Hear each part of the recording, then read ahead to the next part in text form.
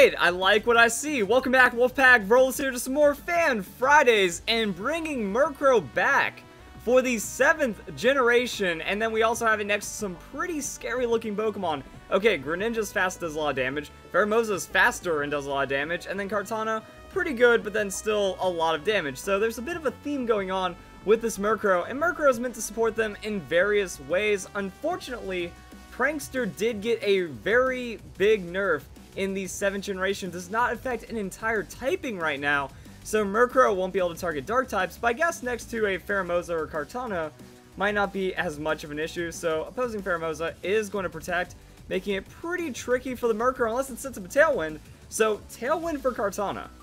Oh man, that means Pheromosa's protect actually screws it over as Kartana gets a Sacred Sword onto Incineroar. Not enough to KO, but still some huge damage. Incineroar with that Flare Blitz. Oh no. Well, I know what's going to happen. Focus Sash? No. Okay, maybe I don't know what's going to happen, because Focus Sash is pretty obvious, especially on the first turn with Tailwind setup. Then Incineroar KOs itself to the Flare Blitz. Now it's time to see what Murkrow is going to pull out as we get Greninja on our side of the field. See, I'm not understanding the Tailwind with all these super fast Pokemon, but just in case they have speed boosting, Scarf, or anything silly. And also, it's Pheromosa, so now Pheromosa isn't outspeeding Greninja, which I guess is more than enough. Greninja does have the Protean, so not going to be an Ash Greninja, but that's going to be insane damage onto Pheromosa. No Sash for Pheromosa as well, and the opponent is already down 2 Pokemon. Life Orb, and then Murkrow has a foul play.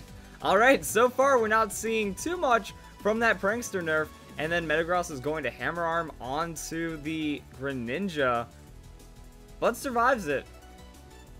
Okay then. I guess, yeah, that just works with the extra sensory. It's not a super effective hit, going to be resisted. Tapu Koko's in. I guess Tailwind is needed in this generation. Like, yeah, Pheromosa's fast, Tapu Koko's getting a lot of play, random Scarf Pokemon. So the Tailwind with something as fast as Greninja actually playing out really well. Greninja with the extra sensory, targeting the Tapu Koko.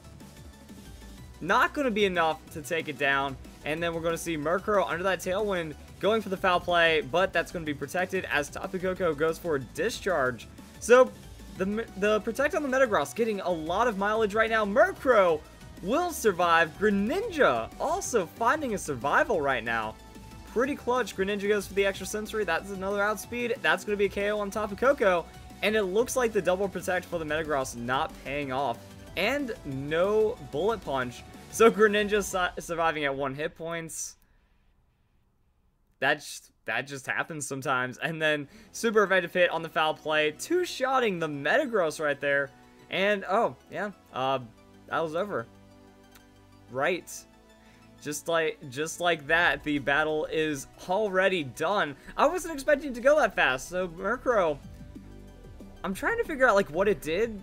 Like it's not doing regular Murkrow things. So I guess this is like one good look at Murkrow's strengths still in Pokemon Sun and Moon. Let's go check out another battle, and then we can go and kind of bring all of our thoughts together and get an understanding as to what just happened. As it is a Murkrow Salamence combo. Alright, that's pretty fancy right there. I will give it. So yeah, we're just seeing like fast, powerful Pokemon next to Murkrow, and it's playing differently than I expect. Like, I'm going to see how this battle goes, and I have a couple of thoughts, because I was like, wait a second, just running Tailwind Foul Play, why not run the Mandibuzz instead of the Murkrow? But we're about to find out in this battle as the opponent bringing Pachirisu back.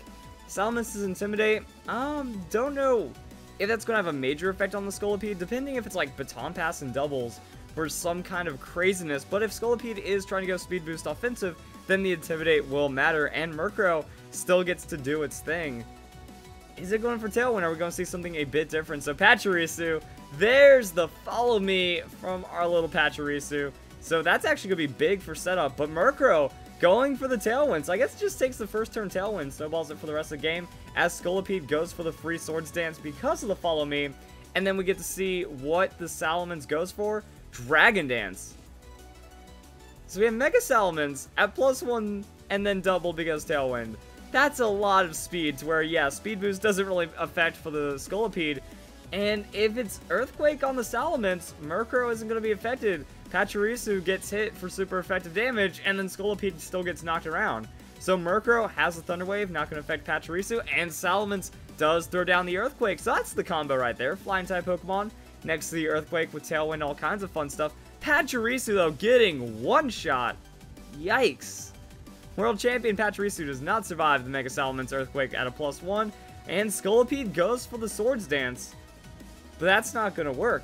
Because even at +2 on the speed boost, Salamence has much more speed on this Tailwind with the +1. So the opponent just...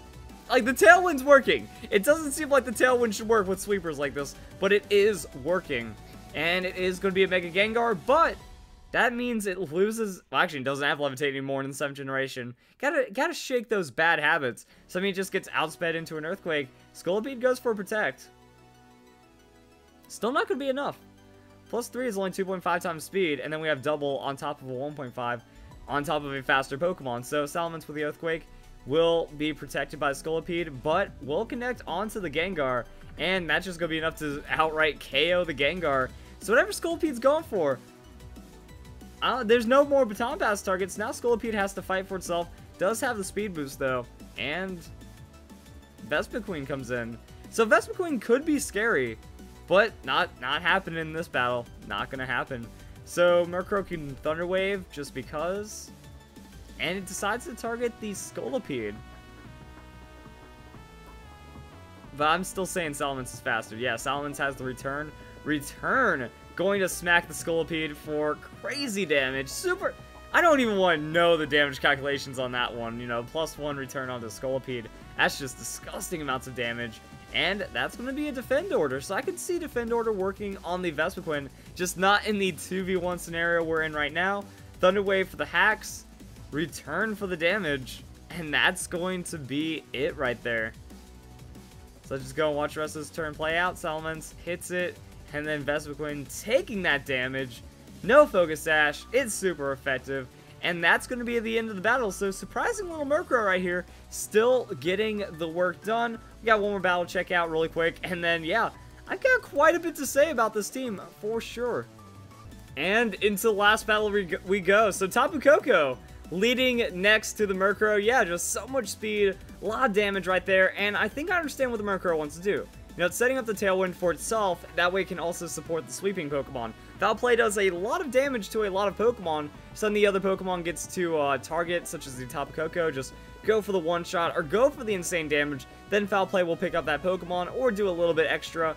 And because there are no Mega Hoenn Pokemon, we know the Mega Sceptile isn't going to happen. So it is safe for Tapu Koko to throw out an Electric-type attack. Not that it really wants to against the Jolteon. What's the opponent doing? Is he trying to run like the old team? Oh, and Murkrow sets up the Tailwind and immediately dies. Like, that looks like the Discharge Lightning Rod combo on the Mega Sceptile, but we're not getting it. And because of the boosted damage from the terrain, Murkrow does go down. I'm pretty sure we've survived that Volt Switch. It does have that bulk from the Eviolite. But Flygon takes a lot of damage on switching. Sceptile goes for the Leaf Storm. That's going to be a pretty big hit. And Tapu Koko, oh my goodness, getting absolutely mauled by the Sceptile. Yo, and it's Greninja though, so Greninja has Tailwind. I'm not really, I mean, the way that Sceptile did damage, I don't know, Specs? Like, that's some insanity right there. Unless Tapu Koko is just kind of that frail of a Pokemon. Salamence comes in with the Intimidate, might slow down the Flygon. Not really going to bother the Sceptile too much. Sceptile did lose the stats, so that's a free withdrawal from Sceptile, or Flygon. And then going into Masquerain, I thought it would be a Sceptile switch, because that doesn't have as much. But Masquerain comes in with that Intimidate, so going to make it to where Salamence not going to do too much. And Mega Salamence at -1 is not a fun place to be. But Greninja still has good pressure on Ice Beam or even more. So we're going to see where this battle ends up going. And Salamence actually protecting on this turn. Okay.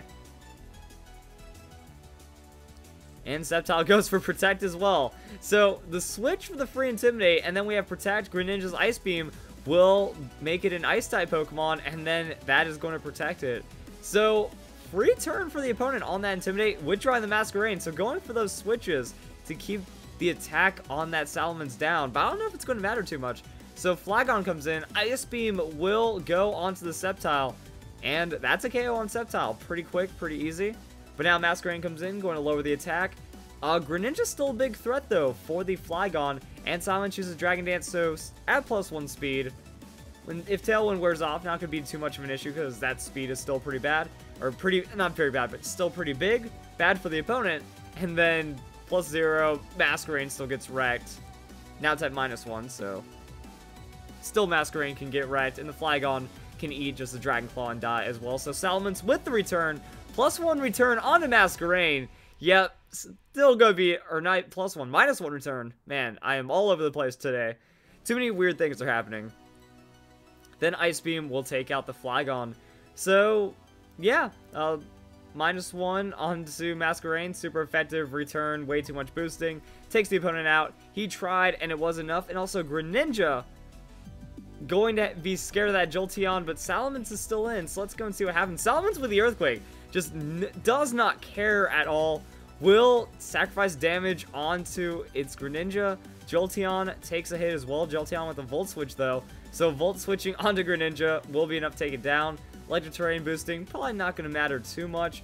And now it's just Salamence versus Jolteon. Flame Orb Jolteon. It's pretty fancy right there. Jolteon with that Volt Switch goes for some damage, not enough, and then Salamence lands the Earthquake for the finishing blow on that KO right there with the Jolteon. She has kind of understanding, well, Jolteon outspeeds Greninja anyways, so might as well just Earthquake and have things happen like that, and that's going to be GG. So, a bit messier of a battle at the end there, but still makes me wonder about the Murkrow, honestly, because, yeah, I thought, like, Murkrow, with its Prankster, you want to be disrupting the opponent hardcore. You want to be throwing things down like the Feather Dance, cutting their attack in half. You want to confide them, just kind of add a little bit of bulk to your team. But this one was just Tailwind sweepers to make sure they were untouchable, then support it with foul play damage. And because of the Tailwind, Murkrow doesn't have to rely on the Prankster for the foul play. But that reminds me of another Pokemon, Mandibuzz. And I was doing damage calculations in between that last video. I was like, wait a second, Mandibuzz is actually tankier than the Murkrow. So we have full hit points, full defense on the Murkrow, and Dragon Claw does about a third of Murkrow's health. But if we have a Mandibuzz, it doesn't even have to be full defensive investment, just going to take less damage from the Garchomp's Dragon Claw, and it's less damage overall. So that's why I feel like Murkrow is still having a hard time with its identity. The Prankster not working against Dark-type Pokemon doesn't just let it go and smack around anything that it wants. It does have a little bit of vulnerability that can be exploited. However, I feel that old Murkrow can still work as is, but it does bring a couple of things to the table, like the Thunder Wave that Mandibuzz doesn't, and it does have Prankster for the initial setup. So just in case Mandibuzz somehow gets mega shot down, that could happen. Also, priority on the taunt with the Murkrow could be a lot better if that Murkrow is running taunt for the Prankster. But other than that, yeah, like, I think it was still a cool battle. Like, I'm not super convinced on Murkrow for the 7th generation right now, but I was really surprised by the team. Who runs Tailwind and Sweepers? This guy. And who makes it work? This guy. So, that's cool enough for me. I hope you guys enjoyed this battle. I'll see you guys for some more Fan Fridays coming up in a bit.